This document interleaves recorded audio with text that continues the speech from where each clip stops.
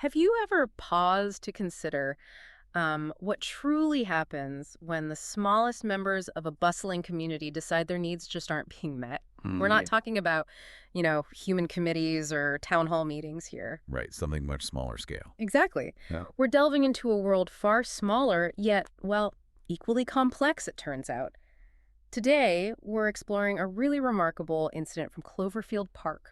Ah, A yes. delightful narrative, aptly titled The Ant Parade Protest. It's a great one. Our mission really is to excavate the deeper lessons from this charming tale, to see what these tiny strategists can reveal about like effective communication, collective resilience, Yeah. and the surprising power of making your voice heard no matter how small you are. It's such a compelling case study, wouldn't you say? Totally. On the surface, it's a whimsical story, but when you peel back the layers, No. wow. Yeah. It offers these really profound insights into problem solving, community building, and the very essence of advocacy. We're going to unpack how this seemingly insignificant group Tiny. managed to not just articulate their needs, but actually inspire lasting change. Okay, so let's set the scene.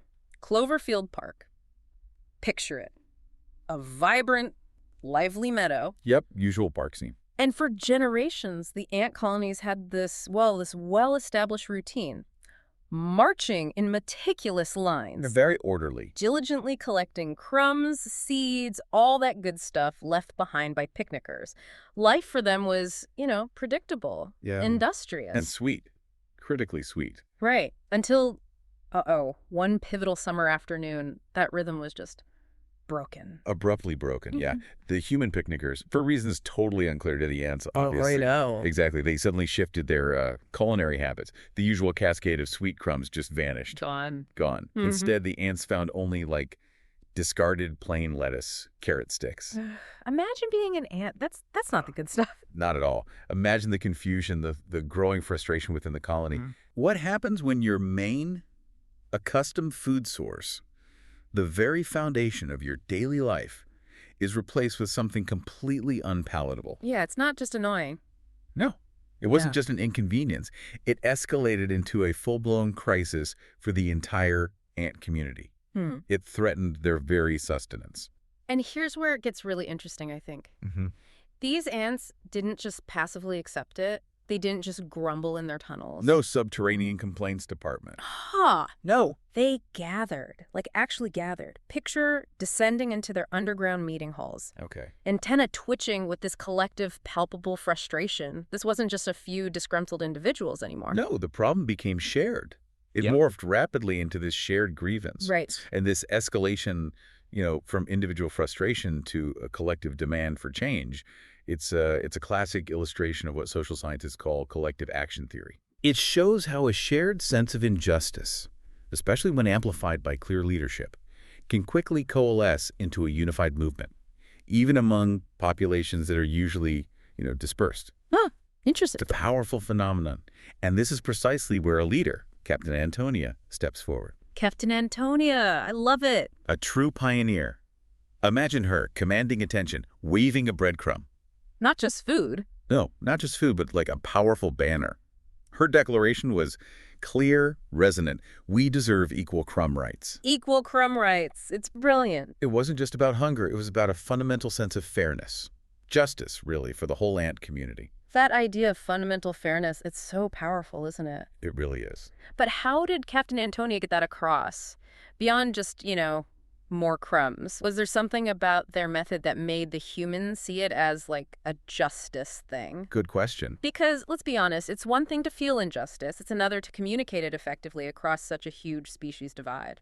Precisely. And that's where the genius of their strategy really emerged. Okay. The very next morning, the ants of Cloverfield launched something truly unprecedented. The first ever ant parade protest. A parade. Okay. But this wasn't a riot, not chaos. It was meticulously organized. Peaceful demonstration. Right. They weren't biting ankles or anything. No, exactly. What's crucial here is they understood, probably instinctively, that direct confrontation wasn't an option. Their power lay in unity, visibility, and a clear, creative message. So how do you even begin to get your message across when you're, a fraction of an inch tall? Right.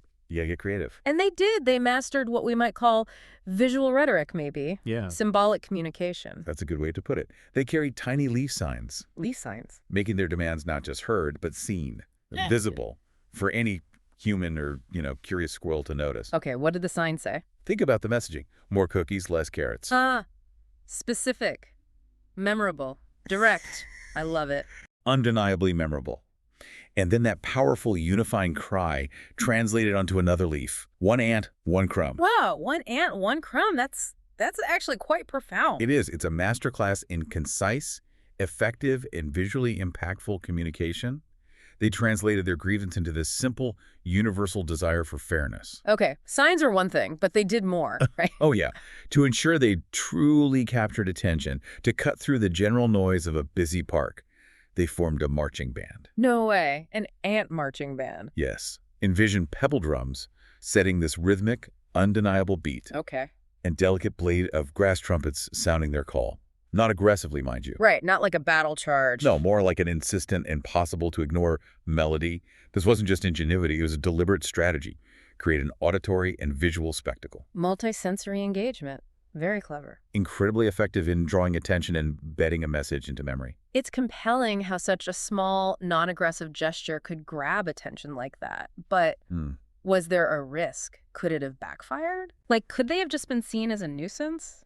A weird ant thing? Because that line can be thin sometimes, right? Peaceful protest versus annoyance. That's a totally valid concern, and it does highlight the delicate balance. Yeah. But I think the ant's approach, because it was non-confrontational and even kind of endearing in its creativity. A marching band is kind of cute. Right. It likely avoided that pitfall. Instead, this unique spectacle naturally attracted a curious audience. Okay. It wasn't just other animals peeking out. It was the park's children. Ah, the kids. They'd created an event that was distinct, intriguing, and above all, peaceful.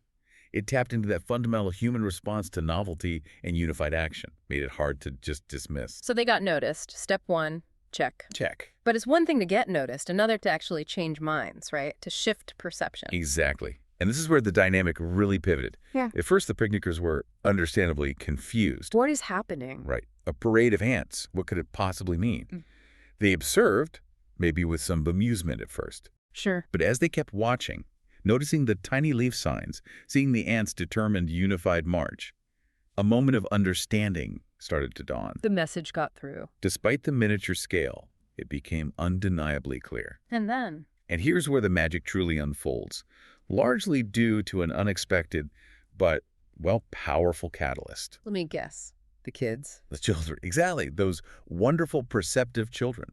Often more attuned to simple, heartfelt pleas than adults, maybe. Often, yeah.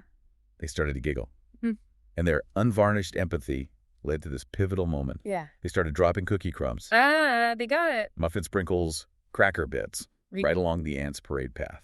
Directly to them. It was immediate, joyful, completely unprompted. Not some calculated negotiation, just spontaneous understanding and generosity. Wow, so the protest just like that. Transformed instantly into this joyous celebration. That's amazing. The ants cheered, apparently danced in formation. Their determined march became this vibrant festival of food. A festival of food. It wasn't just about getting crumbs again, though that was great, obviously. Sure.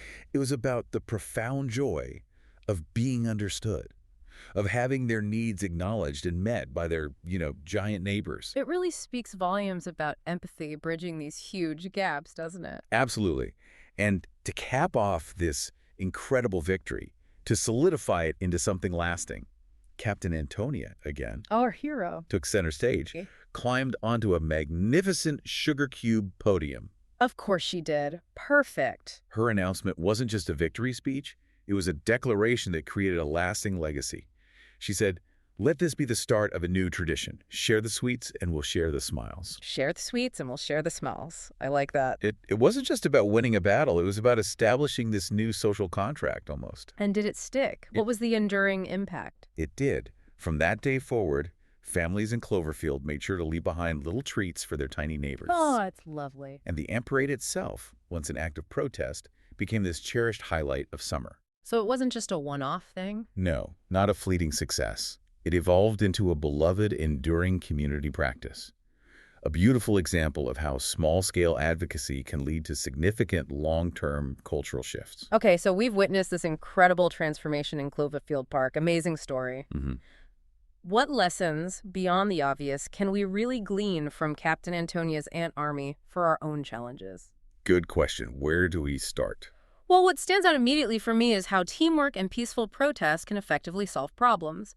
But the how is so key, isn't it? Absolutely. The ants didn't get aggressive. They used unity, a crystal clear message, and just a whole lot of creativity to get their point across.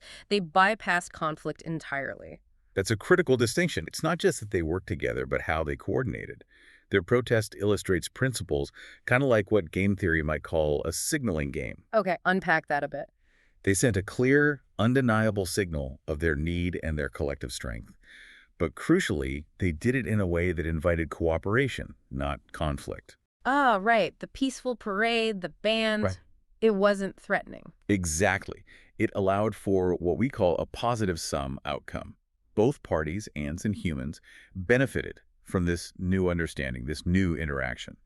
Their unified, nonviolent presence created a situation where the human's best response was actually empathy and sharing, rather than, suppression or just ignoring them. That's a fascinating way to frame it. A strategic choice leading to a better outcome for everyone involved. And this story also shows so beautifully that sharing isn't just about dividing up resources. No, it's deeper. It's about acknowledging others, seeing their needs, and through that, building a stronger sense of community. When the humans shared their treats, they weren't just giving food. They strengthened their bond with their tiny neighbors. They created a more harmonious environment for everyone in Cloverfield Park. And for, someone who thinks about this stuff, it isn't just simple generosity. It's a testament to concepts like reciprocal altruism and how even really different groups can build social capital through mutually beneficial interactions. The humans' initial indifference evolved into an investment in the park's overall harmony. So by helping the ants, they actually help themselves too. In a way, yes. By addressing the ants' needs, they enhanced their own experience of the park, created a more positive, engaging environment. It shows that acknowledging the other isn't just like the moral thing to do.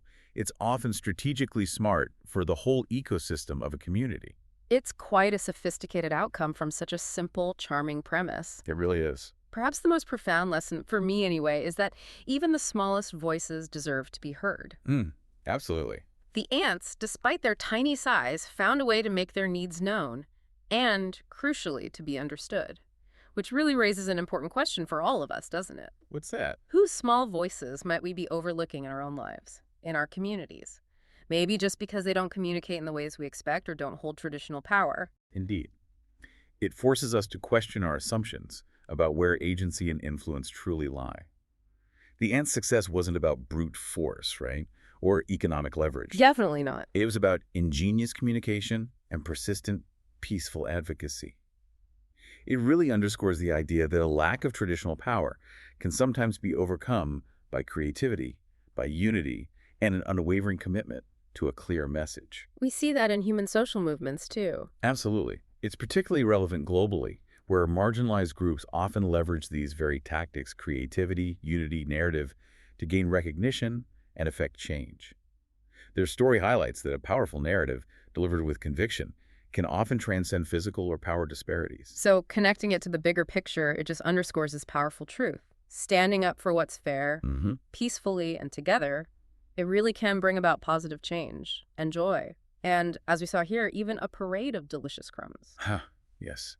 It's a testament to the enduring power of advocacy, no matter how humble its origins, and how it can literally transform a community's culture for the better. Some micro example, maybe. Yeah, I think so. Yeah. A micro example of a broader principle in, say, organizational behavior or community development, the power of bottom-up initiatives. Right. Change doesn't always come from the top. Exactly. Often, we expect change to flow down from leadership. But the ants show that significant, lasting shifts can originate from the seemingly least powerful members, provided they're organized, strategic, and articulate their needs effectively.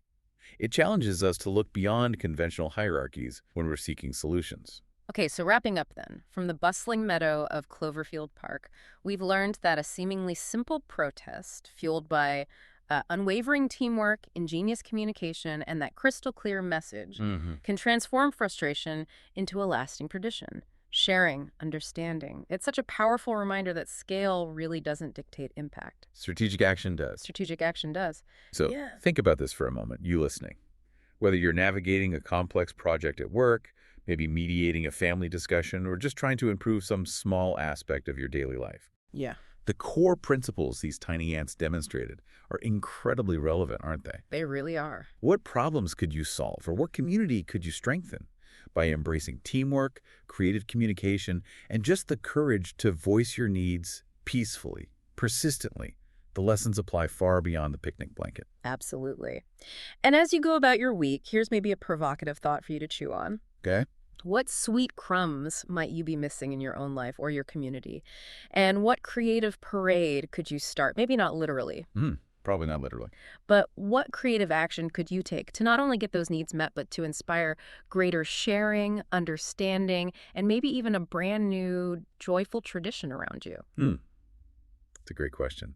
Sometimes the smallest voice or the most creative approach can spark the biggest change. It really can.